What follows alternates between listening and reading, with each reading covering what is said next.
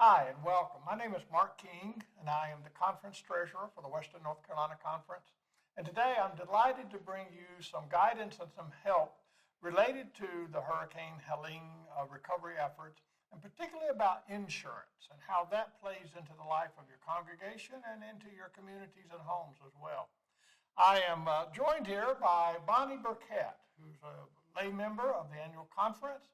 Has been in the insurance industry for many, many years and has become a great advocate and a great resource to us related to all matters of property and casualty insurance. So Bonnie, we welcome you and thank you for taking the time to share with our folks.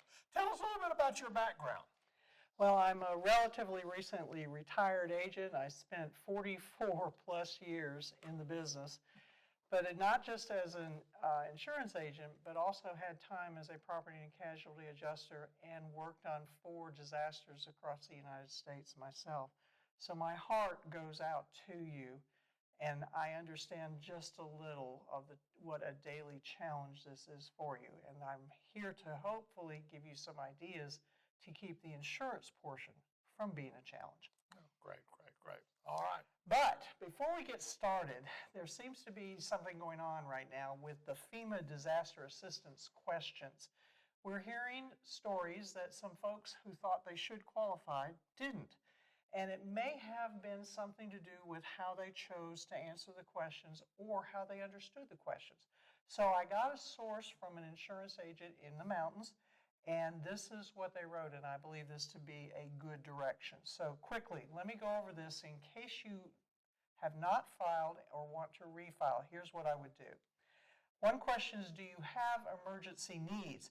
If you need help with gas, meds, food, shelter, clothing, durable medical equipment, if any of that is true, say yes, any of it. Another question asks if your home is inhabitable.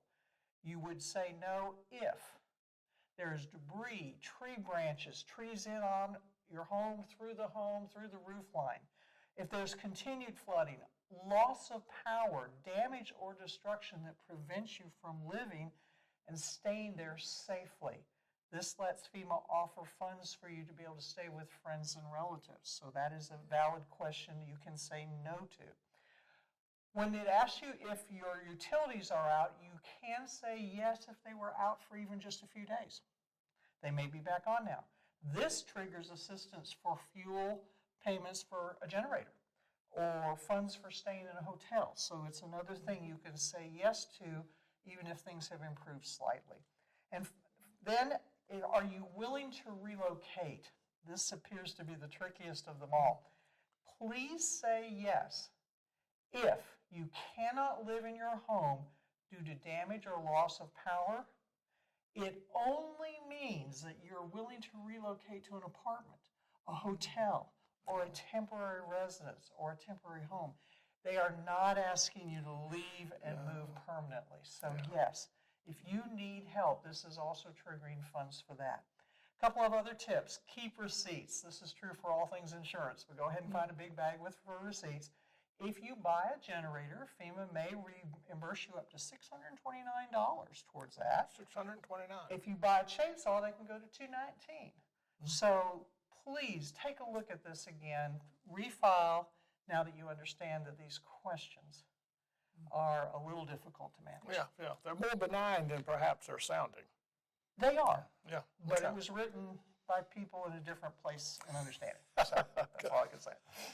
Well, when we talk about insurance, Bonnie, help us understand the claims process. What does what?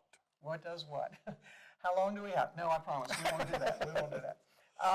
We're going to start with talking about the classic church package, the church insurance. And we're just going to talk about the property side. It has other parts, but this is what we're worried about right now. So we're going to cover buildings and contents. Now, what in this storm might be something that's covered by your classic policy? Wind, hail. I used to say hurricane and himicane, so we're going to say hurricane and himicane. We had a hurricane. Tornadoes, trees that come through the building in some form or fashion, falling. A falling object. I've seen horrible pictures about objects that shouldn't be through roof lines, like cars. That's not a good thing.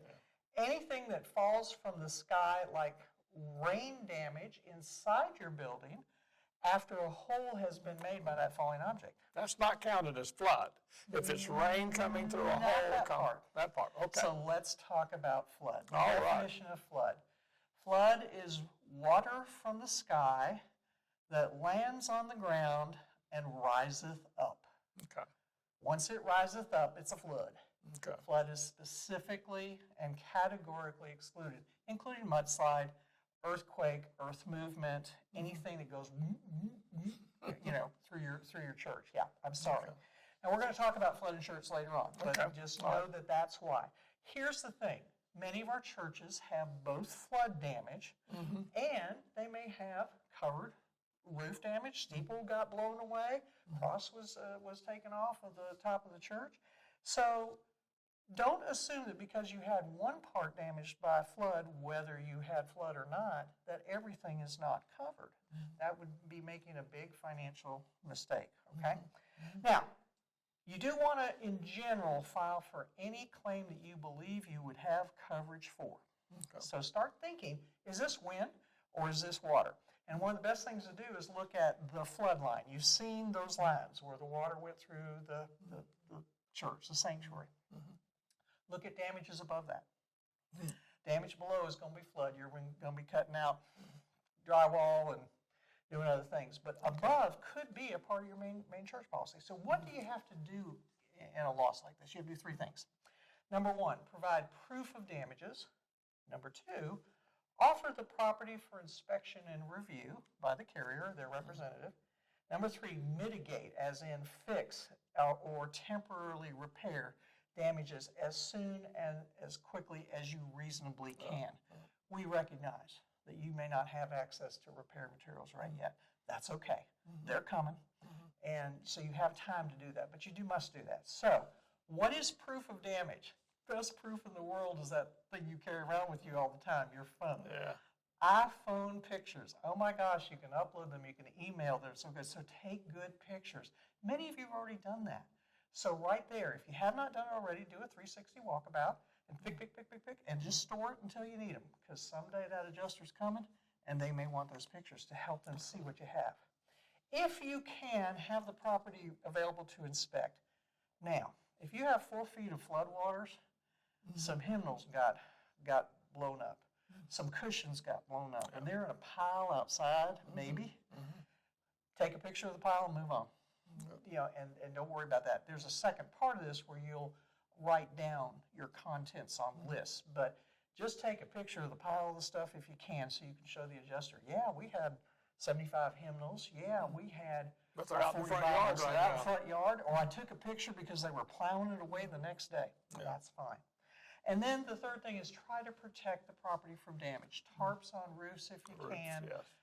Any emergency repairs, those wonderful volunteers, literally Samaritan's Purse and Encore and everybody else is coming to help with that. Let them do it, and they're free. But if you have to pay, get a receipt. Get a It's part receipt, of your an coverage. invoice, Get a and hold receipt, on to get a it. receipt. Yes. All right, let's talk about the adjuster. They are not your enemy. They can be a great friend, I promise. I was one once, so I can talk about that. The adjuster will come out and look. They're probably not going to do this electronically. Be sure to have 1 or 2 people from your church with them. Not to barrage them with anything, but to point out things about your church. You know your church better than anybody else, and you know what's gone wrong. Right. So walk with them and point out the different areas. And particularly like stained glass windows, hard wood pews, hardwood floors, the things that are more expensive than just normal occupancy type They materials. may not know you have 2-inch heart of pine flooring under that carpeting in the sanctuary, but a lot of older churches do. Have them pull up a corner to see. Yeah. We've seen that several times. So you want to get the most value that you can get. You're there to provide information, to be kind and neighborly as we all want to be, and just work with them. Give them the information to help them give you the most accurate estimate out there. That's what you want, all right? By the way, be a little extra kind to them. They too are working 14-hour days, Yeah, 6.5 days a week. They And only they're get to seeing sleep in. horrible damage and devastation. They are human and they are impacted. So If they're a little tight or maybe not as mountain friendly, give them some grace because they're working long hours too, just like you. Now, once you get your estimate, don't just park it in the corner. Please go over it. Now, I got to be honest with you. There's a insurance software program that desperately needs somebody's magic touches to make it more understandable. It's hard to read. Insurance ease. Oh, it's worse than that. Oh, is it? Okay. It came in as I ended my career, and it hasn't changed a bit. It was terrible then. So I'm just saying, don't be surprised if you take one look at 88 pages going, what? Yeah. Why is everything broken down into tiny little numbers and things? Don't worry about that. Don't worry about that. But you do have to get in there and start getting comfortable with what it says. And that's when you're checking on, is there hard to pine flooring here in the sanctuary? Yeah. Where's the stained glass windows if they got broken out? Right. By wind? By that tree that went through them? Yeah, the extra Where coverage. is everything that's damaged that we think we're legally entitled to claim? And make sure that's there. Adjusters do not intentionally forget something. They're just human. Yeah. Help them do a great job. When with those pictures you've got that you've sent them, they'll be able to say, oh yeah, I should have gotten that. Let me put that back in. And too much information's never, they'll let you know. Okay. All right. Thank you. Can I have 10 minutes of quiet so I can walk the property myself? Right, if that's said, don't worry about that. Okay. All right, so good. Just work with your adjuster. So in that conversation with the adjuster, what would you say are the 2 or 3 best questions for you to ask them? What other information can we get to you to help move this claim forward? Okay, all right. You can write these down, or maybe we'll have them on a slide, I don't know. That shows your willingness that you're ready to partner and take those notes and move forward. How long will it be until we receive your estimate? Rough. Yes. Right, rough. Understand. Right. Yeah. It could be a few weeks. Yeah. All right. Yeah. Because they have to go back. They see 4 or 5 places a day. Then they're drafting their estimates that night, and then they have to go back out to the market, comparing and all that. Right. Yeah. Exactly. How long will it be, and when, and where, and when is the best time to reach you to discuss any issues? Okay. There should be a time frame the adjuster has to take and receive calls. If he or she says the toll-free number, then that's what it has to be. But say, well, we won't bother you, but when we do, we have a real question type thing. So when you establish that professional relationship, they want to talk with you. Okay. And this is an assignment for one person. Yeah. Don't have the pastor calling and the trustee chair calling and the hospitality chair. Sure, all the different. And now there's a question: who should meet with the adjuster? Ideally, your trustee chair would be a good choice. Or a couple of them. I would recommend maybe 2 or 3, not to overwhelm. You don't need the whole board there. But 2 or 3, just so everybody's hearing the same thing. Trustee chair, especially if they have what I call carpentry or building experience. If they don't have the building experience, bring someone in. Yeah. The third person, please, if you have a property person in your church who does understand this, bring them along. Yeah, or an insurance person. If they do life and health, generally this is that's not their thing. forte. But property and casualty insurance, okay. So let me ask you this, and this is being asked of us here at the office. A lot of flood damage. We don't have flood insurance. So should we file a claim? And even beyond that, when they start looking around what all has happened, when should they file a claim? Okay, great question. All right, the short answer is if you can see damage that's not flood, and it sounds like a tree went through it, something hit it, steeple's gone, roof's gone, those are all things that might be covered under the classic plan above your flood line, okay? File a claim. Yeah. And here's why. We see this much, but it may turn out to be this much. When you have a hole in your roof, you may not realize it, but you might lose a good bit of your insulation inside from the rainstorm. Electrical, you might impact ceiling tiles. Yeah. And it just, all of that damage goes downhill. So you see this, but underneath, it's a big, much more. And you don't know until they get in there and start repairing it. Precisely. So go ahead if you see anything. If you truly have nothing else, everything is perfect, not a strip of siding is gone, not a piece of shingle is gone, then okay. Yeah.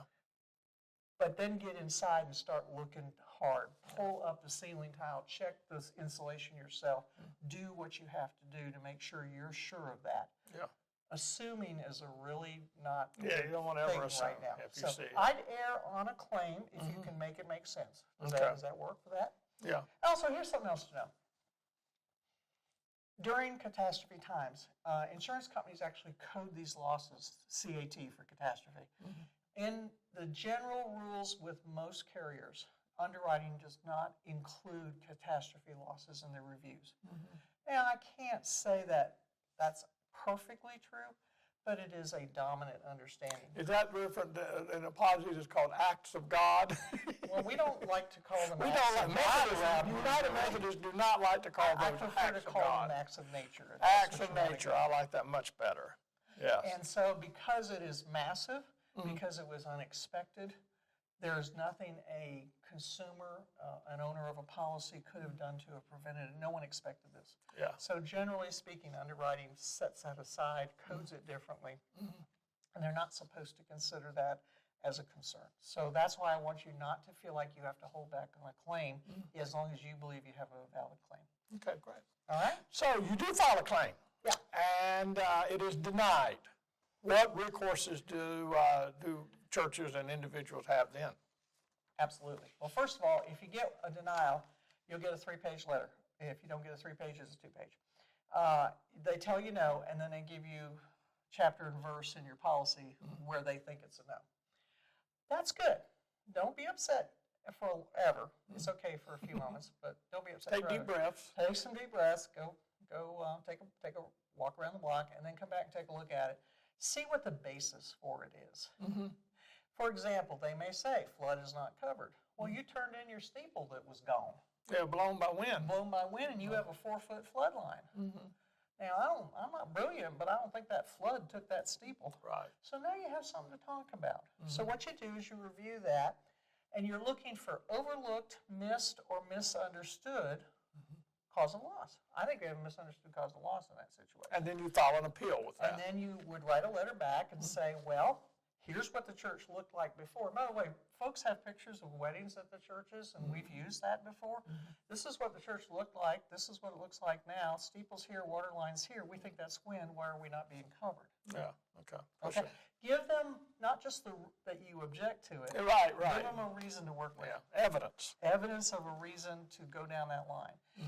If they give you a second denial, you have plenty of opportunities. You can file with the North Carolina Department of Insurance a complaint and get them involved. They will contact the carrier for you and hear both of your sides and help you either way. They will either say you're right, they're going to take care of it, or here's why they can't. Right, okay. So you do have resources. You do have resources. Wonderful. Bonnie, what 2 or 3 things should a church not do when they file a claim? Wait too long. Yeah.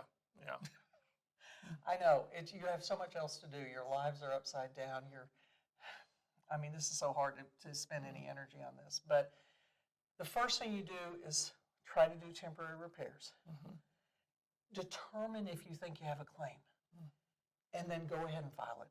The reason is they do send in a lot of folks. They should be coming into different parts, but we have a very beautiful conference with a lot of hard ways to get into places. So it's going to take them a while. Right. This isn't flat Florida, okay? I love Florida, but this isn't flat Florida. And so they're going to be having a hard time. Go ahead, as long as you believe you have a claim, go ahead and file it, get in line. And don't take that posture, well, we didn't get as badly damaged as I know others, so we'll wait. Don't do that. You're saying jump in there and get that claim on record. Yes, Okay. yes, because we've had cases where we've had, big hurricanes, and there's someone who's the first one who gets the adjuster, and always there is the final claim for the last. Please don't be the final. That could be 15 months down the road. We don't want that. Okay, that would be a real harmful thing. So go ahead and get in line. The other thing is to fail to start working on lists of damaged property, especially contents. Okay, now The flood contents, if you did not have flood insurance, Yeah, it's a loss. hey, goodbye. Sorry, that's a pile you don't have to worry about. However, wind damage, water damage contents, rain damage, hail damage, tornado, wind broken, personal items can all be a part of the claim. Make a list, just a good old, sheet of paper with stuff. And how you do the list real quickly is type of things. Let's take a hymnal, for example. If the hymnals were swept up in a tornado out of the building, you say you had 75 hymnals, you'd write 75 United Methodist Church hymnals, and you'd price them at Cokesbury, and then you'd say they're roughly 10 years old. That's how you do every line. It's so simple, but it's how you do that. And you start going at now while you know what's there. 3 months from now, Yeah, who's going to remember? nobody's going to remember. All right. Finally, make all emergency repairs that you possibly can. The volunteers, as they are able, can be of great benefit to us. So let them tarp the roofs, let them board up the windows as needed for safety purposes. That is a good thing. And finally, just real quickly, people don't know about this. All policies in the state of North Carolina require the insurance company to pay actual cash value first. The translation of that is replacement minus depreciation equals actual cash value. That's got about it. So people get a check and they think that's all there is. No, that's the down payment. Okay. That's the first monies. Yeah. So that lets you have a kitty of money so you can go replace the hymnals. I'm picking on the hymnals. I don't know why, but I am. Unless you get some, and then you let them know how many you bought, and then they send you a check for the diff because you found the price. You did the replacement. They even include tax. Yeah. Who knew? So you're not out that. So just understand it's first dollars. First dollars, but there could be more. There can be more if you replace it. Okay. Well, last question. Let's talk about flood insurance. I would dare say most of our mountain areas, counties, communities are not in flood zones because this is not.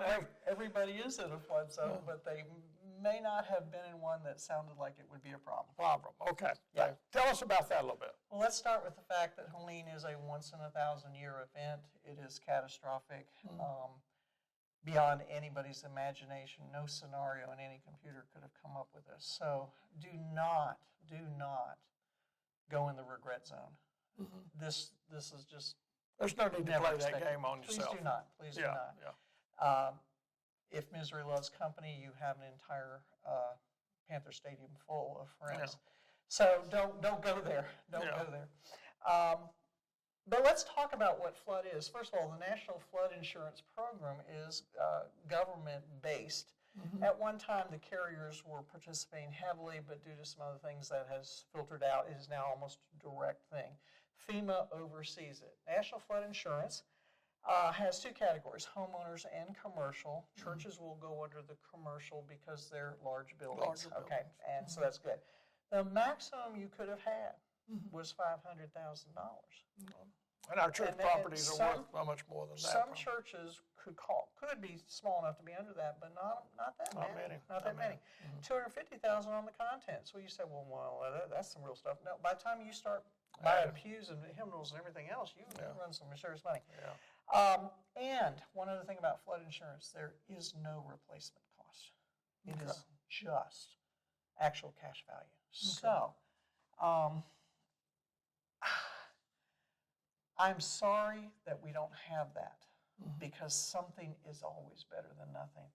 But it isn't as wonderful as a classic policy because it does include replacement. So And what you're telling me there too is if we had flood insurance, it is a limited product. It is not all inclusive.